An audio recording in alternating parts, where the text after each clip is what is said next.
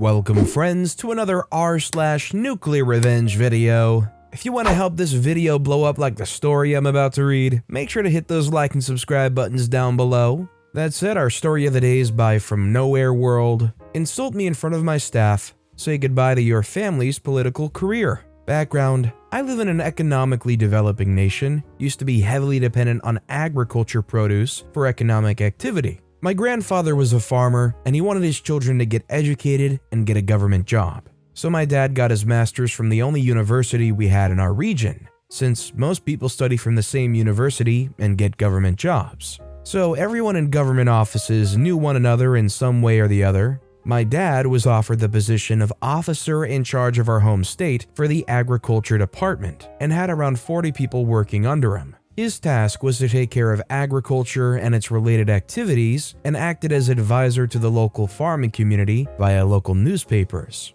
During the 1980s and early 1990s, our country had long droughts and famines. The then government decided to create two different government agencies to take care of food security. One agency will take care of buying and storing food grains, and another agency was tasked to enable building the infrastructure for food security. Dad was attached to the agency which was tasked with infrastructure. His agency's job was to give grants for anyone building infrastructure for food security. His duty was giving the task of providing grants to anyone who was building warehouses for storing food. His job was to review the entire warehouse from planning to construction that can store food and provide a third of the project cost as a grant or subsidy to the people who built it. This was the time when my country was doing all the stuff on paper, no computers, only typewriters, in government offices, and no cell phone. Your options were limited to a fixed telephone line and fax and copying machines, which were mind-blowing technology for my dad, and were new to government offices. My dad used to do tons of paperwork in the office, reading through stuff, adding remarks, writing stuff. Add to that, you had postal service that took somewhere between 7 to 10 days to have your mail delivered to the nearest town or city. Yeah, those were the times my dad lived. The story: in the late 1990s, my dad was doing his work at his office. When a commotion at the office entrance gets my dad's attention, he sees from the office window where 10 expensive cars are parked and a group of thugs are holding the caller's security personnel while threatening them with long sticks and knives. My country didn't have armed security for government buildings back then. Security folks usually had small sticks. Several unauthorized people were entering the building. You see, people were not allowed inside any government office unless they state the purpose to the officer in charge and the officer permits the security to allow them. Suddenly, Bill, a politician's brother-in-law, and his men walk into my dad's office, pushing my dad's staff away. Bill introduces himself and mentions that he's the brother-in-law of Jack, the senator from our region, and calls himself one of the most powerful people in the region. He sits in my dad's chair and drinks coffee and eats the cookies that were ordered for my dad, which was kept on his desk.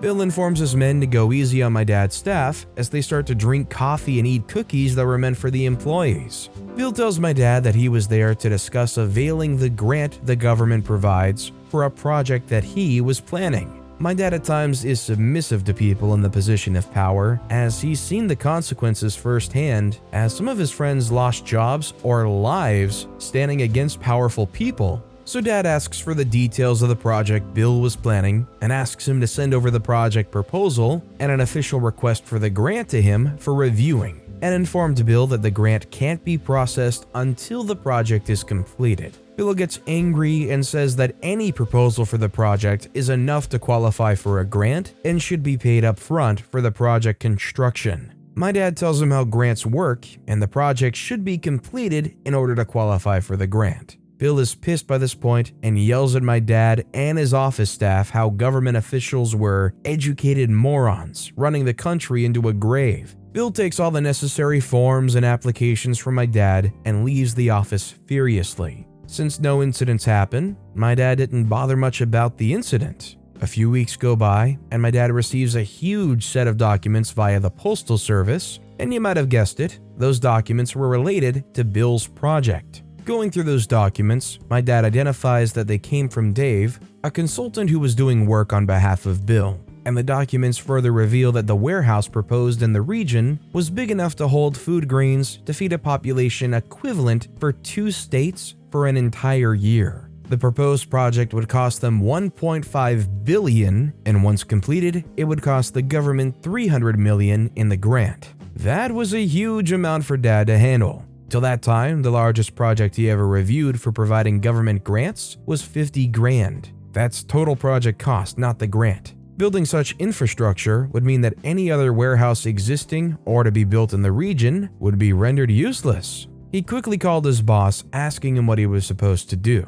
His boss quickly looks at the rules and tells my dad that since there's no upper limit on the size of the warehouse or project cost, the only thing they could do was to review and process the application, and if everything checks out, they might end up with $300 million in grant money. Since his boss okayed the processing of the application, my dad further reviewed the project proposal to identify that the warehouse was specifically designed for industrial use and not for storing food grains. Dad was confused, so he gives a call to Dave. Dave informs my dad that he was hired to plan a warehouse for industrial, and there might have been some confusion over the details, and Dave promises that he would fix it and to not reject the application based on those terms. Unsure of details, he decides to process the application and send a note to Dave that the government would be reviewing the application, and once the project is completed, he should be informed about project completion, and my dad would visit the premises and give final approval after reviewing. And it would take another 3 to 6 months' time to get grant money as a check from the government after the review process is done.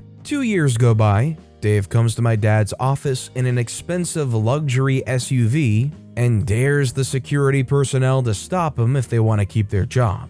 Dave then rushes to my dad's cabin and asks my dad if he was available on that day to visit the premises and give final approval for the project. He was unsure who Dave was and asks for clarification and why he would need to do approval today. Dad also informs Dave that there's a lot of documentation work that he needs to prepare before visiting the warehouse to give final approval. That would take at least 2 days for my dad.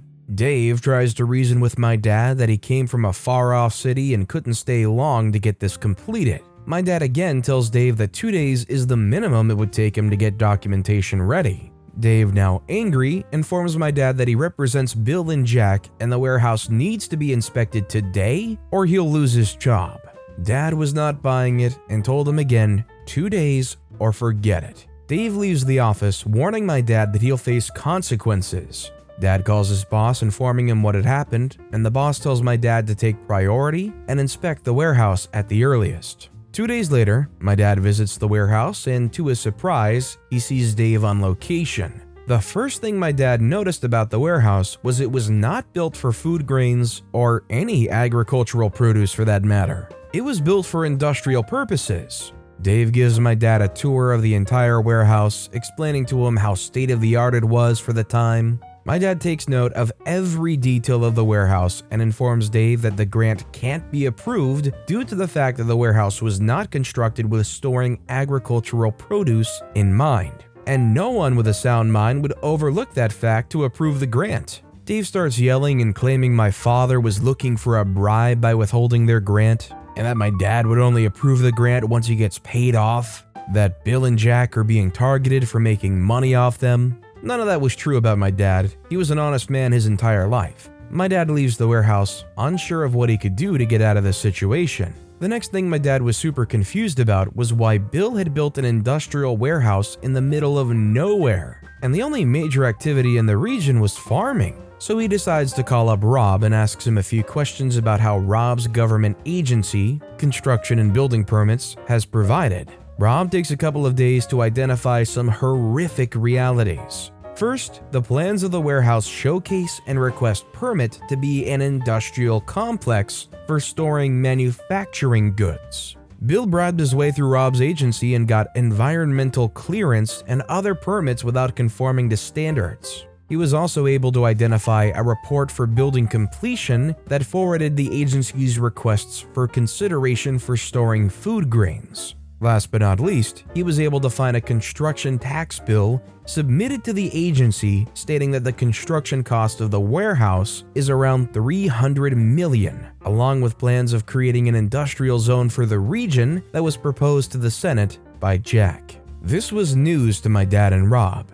They were shocked to know how Bill and Dave were able to inflate the cost of the warehouse, and they had plans to make the region a new industrial zone. My dad calls his boss and informs him that Bill's project seems fishy, and he would reject the grant and forward him the documents once done. His boss tries to reason with him it could be a career-ending move for the both of them. Jack was trying to put pressure from the leader of the agency to have the grant approved. Rob decides to dig around to see if he can get any more information and found the contract paper that was sent to the Food Procurement and Storing Agency, which raised several red flags. First, the contract stated an inflated rent for storing food grains, then rent will be reviewed on a yearly basis based on market rate, and then the contract will make the agency pay for the next 15 years, irrespective of whether the agency stores food or not. Rob calls my dad with this information. Now my dad is furious to know how Bill and Jack are planning to rob the government and decides to reject the grant for their project.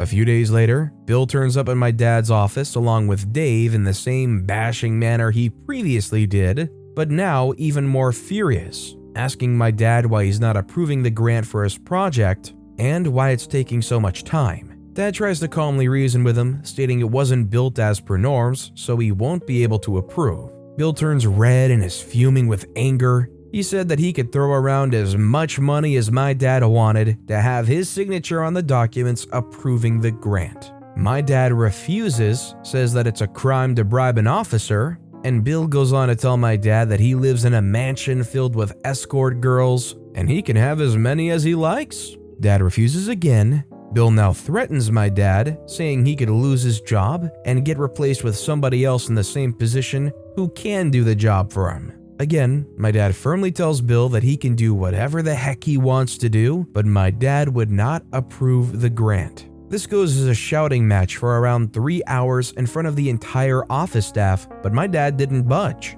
Bill starts swearing to my father, telling him that he's impotent to pass up an offer of having sex with the cheapest escort girls Bill has, which would have cost my dad his entire year's salary to hire one for a day. He also goes on yelling how my dad's parents might have abandoned him as a child because they refused to bring a fortune to their family. My dad had enough of Bill by this point and asks Bill to leave his office. In the last attempt to threaten my dad, Bill asks his thugs to take care of him and leaves the office along with Dave. Bill's thugs threaten my dad at knife point, stating he needs to sign those papers, otherwise he would end up dead in a pile of rotten garbage. He also tells them that they'll wait for 1 month and expect those papers signed after that. The thugs then go on to ransack the entire office before leaving and also threaten the staff to make sure his boss signs those darn papers approving the grant. My dad calls Rob and informs him what had happened and asks him to fax all the documents collected so far about Bill's project and that he would be asking for those documents officially.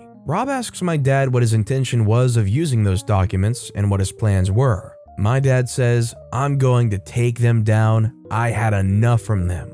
Rob tells my dad not to do anything crazy in the heat of the moment, but assured that he would send those details to my dad. The same day, Rob faxed my dad around 2,000 documents. My dad then calls up his boss to inform him that he would be going on a 10-day vacation. By the end of the day, my dad leaves the office with all the documents related to Bill's project and the fax documents from Rob and head home.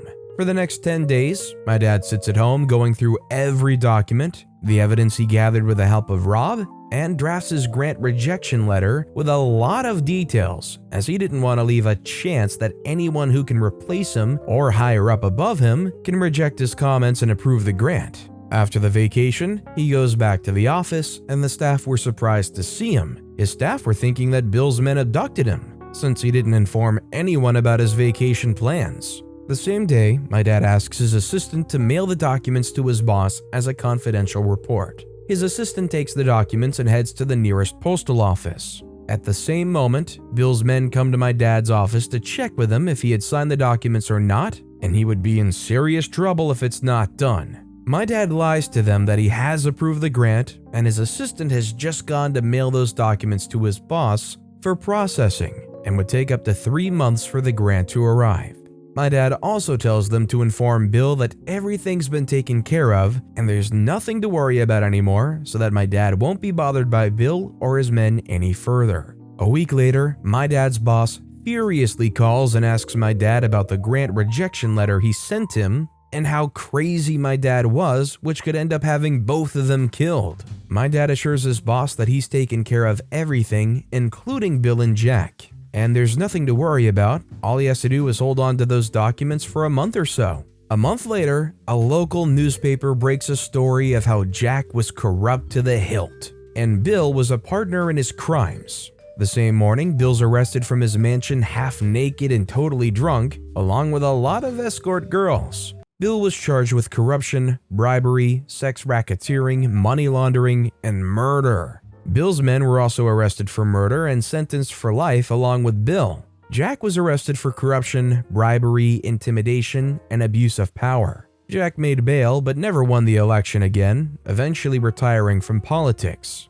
A decade later, Bill testified against Jack for the crimes they both committed, and Jack was sentenced to 15 years in jail. Dave was also charged with bribery, forgery, and money laundering. Dave fled the country to escape jail time. No one knows for sure where he is now. Police are still looking for him. No one ever knew how that did happen to Bill and Jake, except Rob and my dad. The revenge, you see, my dad took 10 days vacation not just to hide from Bill's men, but he was planning to execute his perfect plan for revenge against Bill. He systematically documented every ounce of evidence he had and drafted a comprehensive report against Bill and Jack on how they planned to cheat the government and have the government cough up the money for nothing. Remember when he asked his assistant to mail the documents to his boss? He actually mailed 4 copies of those documents. One to his boss for the rejection of the grant. The second one was to an agency that was planning to store good grain in Bill's warehouse, proposing to blacklist his property for non-compliance with standards.